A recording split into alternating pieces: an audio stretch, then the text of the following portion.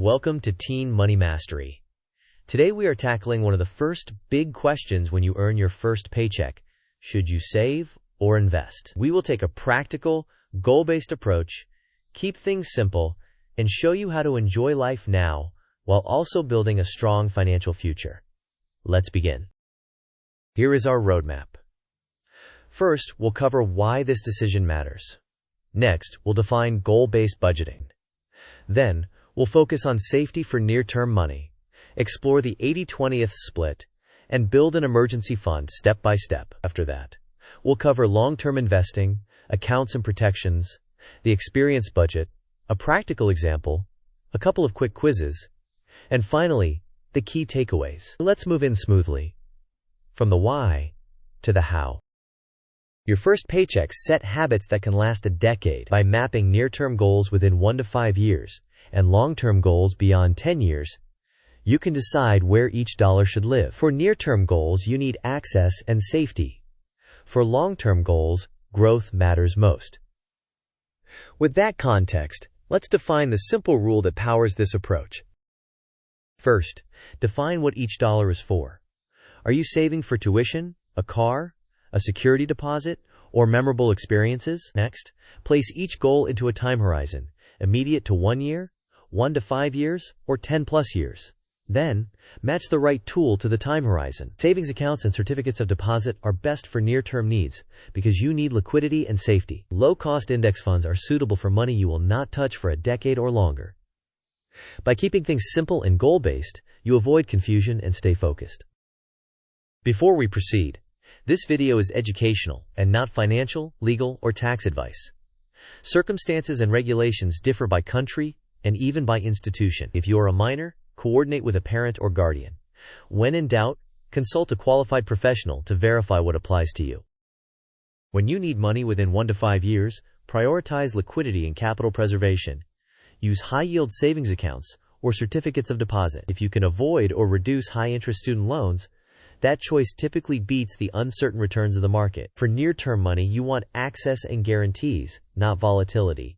Market movements should not impact dollars you will need soon. This table compares high-yield savings accounts, certificates of deposits, and index funds. HYSAs offer high liquidity with very low risk, ideal for now to 5 years. CDs can offer slightly higher interest but lock funds for a term, making them suitable for planned near-term goals with a known date. Index funds have market risk and are only appropriate for money you will not need for at least 10 years. Use the right tool for the right time frame. This flowchart begins with your first paycheck and asks whether you have high-interest debt or near-term tuition to handle. If yes, you prioritize paying those obligations or saving for them. Then, it checks whether you have a 3 to 6 month emergency fund. If not, you build the reserve in a high-yield savings account or CD. Next, it asks if you need the money in 1 to 5 years. If the answer is yes, you keep it in safe, liquid accounts. If the answer is no, you invest in diversified, low-cost index funds and automate contributions. This order ensures safety before growth. A simple allocation that works well for teens is the 80-20th split. Allocate 80% to your future, starting with your emergency fund and then investing once the buffer is complete. The remaining 20% is fun money. Use it for experiences, hobbies, and social life. If your expenses are minimal, those experiences can deliver high personal growth. Keep your split stable and revisit it annually to adjust as your life changes. Now, let's turn this into actionable steps for your emergency fund. Start by estimating what your adult baseline expenses could be, including rent, utilities, food, and transportation. Then set a target of 3 to 6 months of those expenses. Open a high-yield savings account at an insured institution and automate transfers on payday so saving becomes default behavior. Consider labeling the account clearly to discourage spending. If you have a specific date for a near-term goal, a small CD ladder can work. Whenever you use the emergency fund, replenish it first. Only after the emergency fund is complete should you invest the surplus. For money you will not need for at least 10 years, investing becomes essential. Follow the principle of spending less than you earn and investing the surplus. Use diversified, low-cost index funds to capture broad market returns. Avoid timing the market. Automate contributions, and think of market declines as opportunities to buy at lower prices. Over the long term, patience and consistency tend to outperform predictions. Next, let's visualize time horizons to reinforce this idea. This timeline shows two parallel tracks. The short-term band, 0 to 5 years, highlights goals like tuition, moving out, and buying a reliable car. Funds for these belong in high-yield savings or CDs. The long-term band starts at 10 years and includes retirement and wealth building. Funds for those belong in diversified index funds. Keeping these bands mentally separate helps you avoid mixing short-term needs with long-term investments. If you are underage, you may be limited to joint or custodial accounts. Learn the rules of your specific setup. Verify your deposit insurance, such as FDIC or NCUA in the United States. And understand coverage limits and ownership categories. Check your country's equivalent if you are outside the U.S. Keep emergency savings within insured limits, and migrate to a personal account as soon as you are eligible. Use strong passwords and two-factor authentication for security. Now, with protection addressed, let's talk about the experience budget. Your 20% fund bucket is not irresponsibility. It is intentional spending on experiences that build skills, relationships, and confidence. Choose activities that contribute to your personal growth. The best return is often the return on yourself. The key is balance. Enjoy life today while ensuring security for tomorrow. To make this concrete, let's walk through a simple example with numbers. Suppose your paycheck is $500.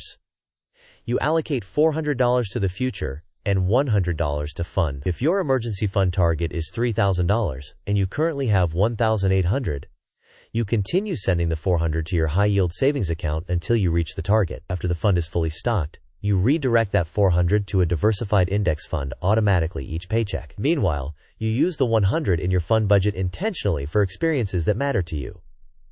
Now, let's test your understanding with a quick question. Question: where should you keep money you will need within the next 1 to 5 years? Option A, high-yield savings account or certificate of deposit.